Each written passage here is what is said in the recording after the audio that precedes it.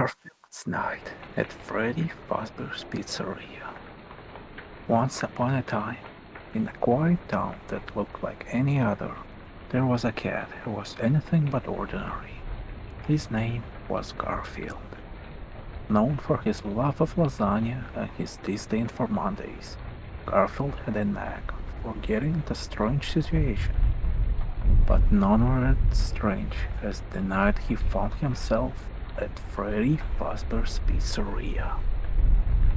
One evening, while Garfield was snoozing on the couch, dreaming of volcanic buffets, a mysterious portal opened in front of him. Before he could even yawn, the portal sucked him in. It was whisked away to a place he had never seen before.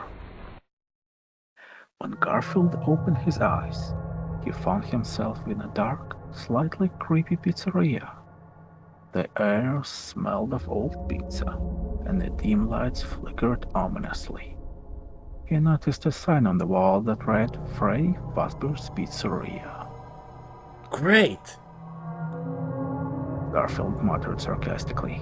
Another pizza place, but where's the lasagna? As Garfield wandered around, he soon realized he wasn't alone.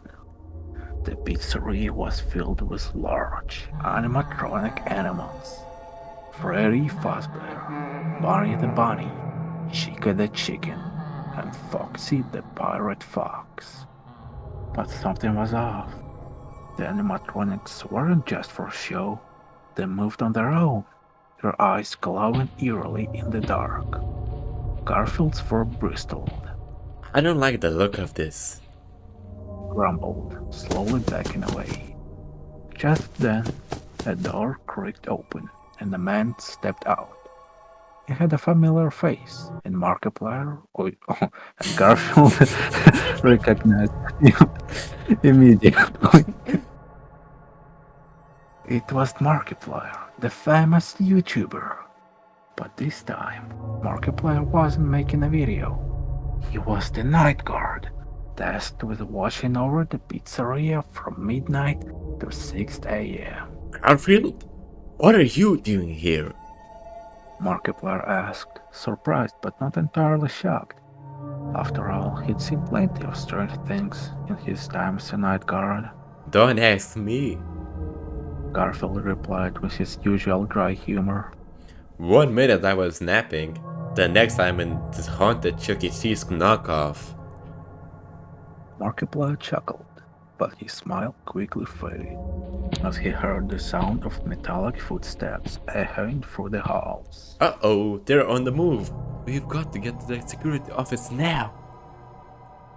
Garfield followed Markiplier as they rushed to the security office, the only safe place in the pizzeria. Once inside, Markiplier closed the door and locked it tight.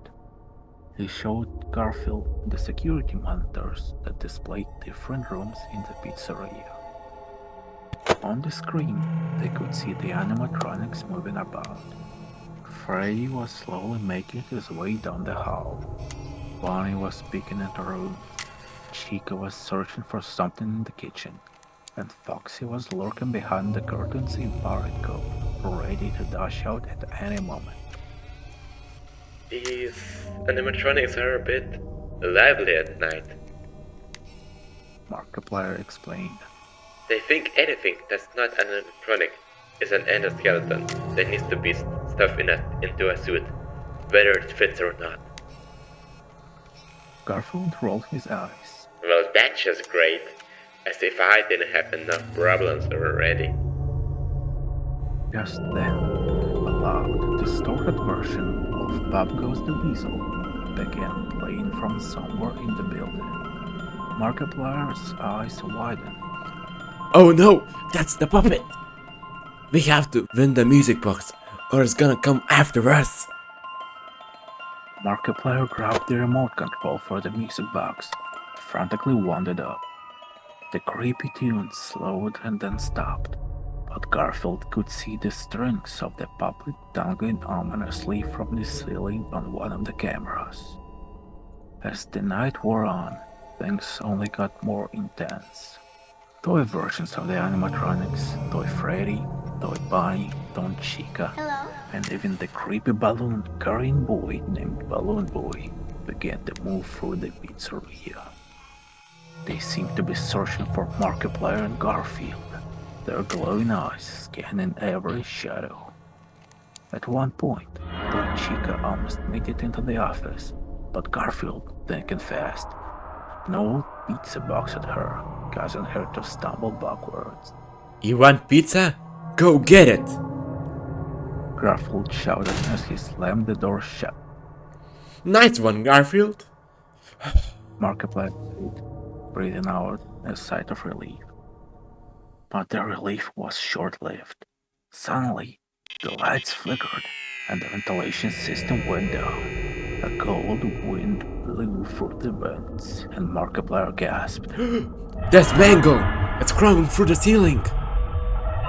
Garfield looked up and saw the twisted, broken form of Mango crawling through the air vents, its many eyes glaring down at them. Thinking quickly, Garfield grabbed a flashlight and shone it right in Mango's face. The light made Mango hesitate just long enough for Markiplier to flip the vents and close the hatch, trapping Mango inside. Good thinking, Garfield! Markiplier said with a grin. As the clock ticked closer to 6 a.m., the animatronics became more aggressive. Freddy was now banging on the door, Foxy was scratching the windows, and the puppet's music box was running low again. Just when it seemed like they wouldn't make it, the clock struck 6 a.m. The lights came back on, and all the animatronics froze in place, returning to their normal, harmless positions. Markiplier collapsed into a chair, exhausted. We made it. We survived the night. Garfield yawned, clearly unimpressed. That's it!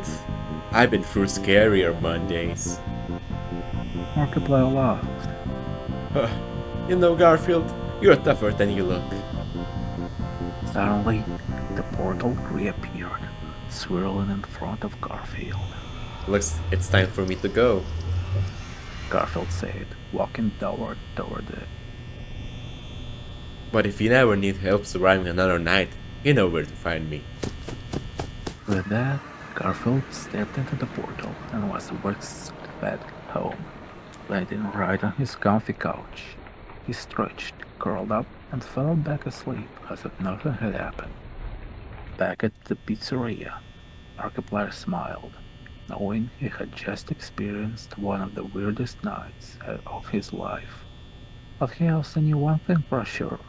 With Garfield by his side, no animatronic could ever get the best of him. The end.